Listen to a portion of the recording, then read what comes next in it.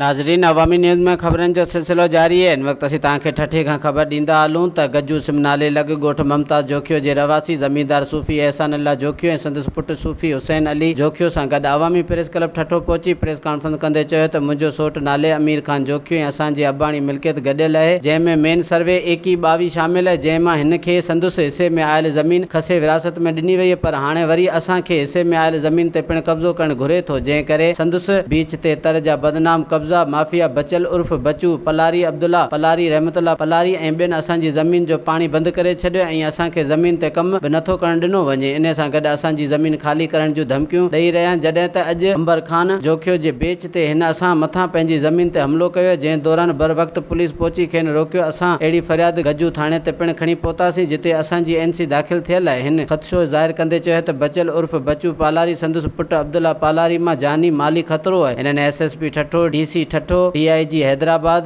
IG Sindh ऐं ॿियनि वसवारनि आला हुकाम मुतालबो कंदे घुर कई आहे त खेनि फौरी तौर तहफ़ुज़ फराहम करे बाअसर कब्ज़ा माफ़िया ख़िलाफ़ एक्शन वठी साणुसि इंसाफ़ कयो वञे। वधीक ख़बरनि ऐं तफ़सील जे लाइ विज़िट कयो असांजी वेबसाइट awamiNewsHD.com ऐं ॾिसंदा रहो अवामी न्यूज़ HD।